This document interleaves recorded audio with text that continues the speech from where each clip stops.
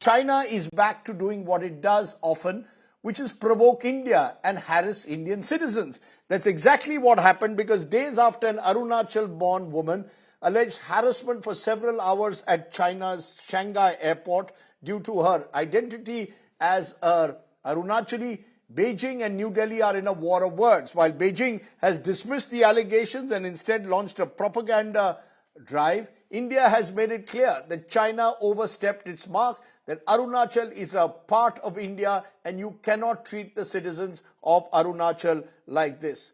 I spoke to the woman at the center of this gathering storm. Listen in to what she had to say. And joining me now is the woman who was at the heart of this terrible ordeal that the Chinese authorities subjected to her. Prema Thangok, appreciate you joining me here on the news today.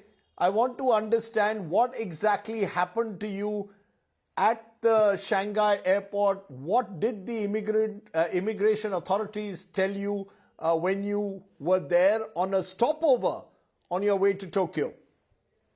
Thank you, sir. Firstly, I would like to thank India Today for being the first media channels to reach out and broadcast the story on a very important issue. So basically, I have in fact traveled and transited from Shanghai in the past. And this was my second time transiting, and it seems like more of a pick and choose and harassment issue here, because the first time that I was transiting via China, I did call up the Chinese embassy in London, and they confirmed that as long as your transit is less than, say, 12 to 24 hours, you are able to transit. There was no issue whatsoever on holding an Indian passport.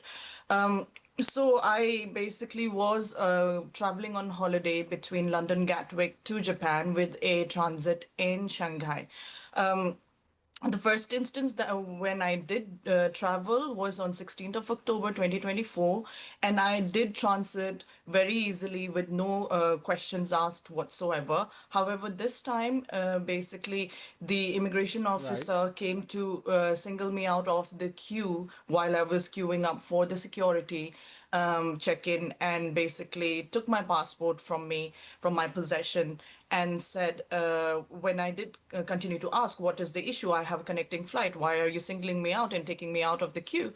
She went on to say, Arunachal is not part of India, that it's part of China, and that my Indian passport was an invalid document for travel. He said very clearly that Arunachal is not part of India, it's part of China. Exactly. Because the Chinese authorities have interestingly claimed that they carried out checks, procedures in accordance with laws and regulations. You are telling me you've transited through the same journey, but you were never subject to this kind of harassment as you went. How did you respond when they told you this, and were they not even allowing you to move out? Definitely not able to move around except between where I was seated to the toilets, really, and they wouldn't even let me have access to food or go to the terminals. I had to sit there just in front of the China Eastern Airline transfer desk, and right next to them was a smaller immigration desk, both of which officials would just kind of, when I go to the airline, they say speak to the immigration. When they speak to the immigration, they say go to the airline. They kept basically, transferring me from one desk to the other and not giving a definitive answer. Of course, there is no law or written document that they produce to show and to tell me why they are holding me back, how they can claim an Indian passport to be invalid, but they simply said Arunachal, pointing at my passport, saying you're born in Arunachal. This is not part of India, it's part of China. One of the officials, while taking me from the initial immigration desk to the place next to the transfer desk, during the shuttle, where basically she was escorting me from one part of the airport to the other, even went on to say, why don't you apply for a Chinese passport? If you really want to leave the country, you should apply for a Chinese passport because you are Chinese. Arunachal is part of China. which obviously was a very confusing and a very, How did I you would say, outrageous remark. how did you respond to them? I How mean, did I you said that is respond to this kind of absolutely not outrageous true. statements that were being made by the Chinese? Exactly. I mean, I don't speak C of Chinese. I don't have land, voting, um, property rights in China. I've never had public access to public funds in China. I've always been a proud Indian citizen and will continue to be so. I've never heard of the concept of Arunachal Pradesh ever being part of China.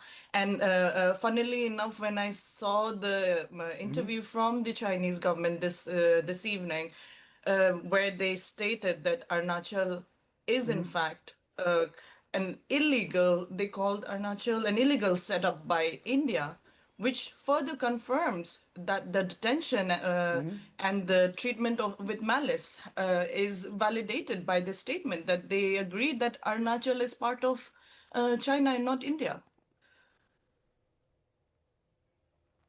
You know, it's interesting because the Chinese have made it a practice to issue stapled visas to Indian nationals from Arunachal, which has also, of course, caused considerable disquiet. India has, of course, objected to this.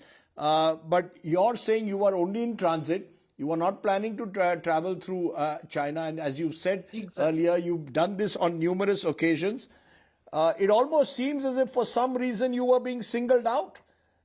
You're someone who's done a PhD, or you've graduated, sorry, with a BA in economics and a MSc degree in international business from the United Kingdom. So clearly you have a very impressive CV. Did they not recognize any of that? That you've been traveling, you've done this journey in the past, and you've never had to experience this. This was the first time you've been subject to this kind of harassment. Exactly. I mean, I have, studied economics honors from Sri Ram College of Commerce in Delhi University. Went on for my further studies in masters in the UK. Then actually pursued as part of my continuous, career development, a second masters in accounting as well, while working Right. for the financial services in London. And in fact, my job itself is regulations. So I work advising my billion-dollar clients in the financial services about regulations and the potential regulations which keep them in the law. So Right. obviously, things like this is very disturbing that they just come up with claims over my And birthplace and call it. yeah, part of China. And I'm told that you eventually managed to get in touch with the Indian consulate in Shanghai through your friends. Six officials from there arrived at the airport within an hour, brought you food. So it required Yes. intervention, I'm presuming, therefore, by those consulate officers before you were finally allowed to get away. Am I correct? To be freed? Correct. I mean, they did say to me either go back to your country or go back to UK. Now, after a 12-hour flight, being held up with no written law or ground on claims, basically, and not actually laws of the land uh, for 18 hours or so, it was impossible for me to have the physical capacity to be able. I was actually quite nauseous by the time the Indian government, the officials came because I did not have access to food. Right. They wouldn't let me go to the terminals No to buy food? food. No, No food. absolutely nothing from the airline. Nothing. They actually provided a little dry Okay. biscuit, which I gave to another elderly who was also in a some situation, but he was held up for many Right. hours. So I offered the food to another fellow passenger. So I mean, it wasn't can food; I it was dry biscuit. can I ask you therefore can I therefore ask you, ma'am, in conclusion, what is your message to the Chinese authorities today? As this has become a diplomatic battle, what would you like to tell those who harassed you in this manner in Shanghai? What is your message to the Chinese authorities? See, sir, all I want is peace and to have good relations, that India should have good relations with its neighboring countries. And I see that India has been taking several steps towards a very friendly approach with China. In fact, opening up direct flights to China in the recent couple of months. And it seems quite two-faced that on the front you are shaking hands with us and in the backlog you are holding up and harassing Indian citizens, especially citizens who don't actually work for the government, don't have any influence or a platform to be able to influence or change the geopolitical boundaries, and simply put, this is such a big and diplomatic issue which they should handle with the authorities of India, and not harass a commoner, a citizen who absolutely does not have any hand in moving borders. And India has always been the country in which Arunachal Pradesh resides, and we have always been proud Indians. We don't have any land voting rights, nothing in China. We've always been part of India. And it's outrageous that even after Right. such a big ordeal, the recent news, they have stated that India has set up Arunachal Pradesh illegally. I mean, that's news to us. We are residents there. We know Right. that we have always been part of India. Okay, those are strong words. I hope that someone out there is listening. You are Prema Thangok, a proud Arunachali, a proud Indian, and we empathize with what you had to go through. And I hope that this is a wake-up call to the authorities in Beijing, and this is completely unacceptable what happened to you. Thank you so much for joining me and sharing your ordeal with our audiences. I appreciate it. Thank you. Thank you, sir.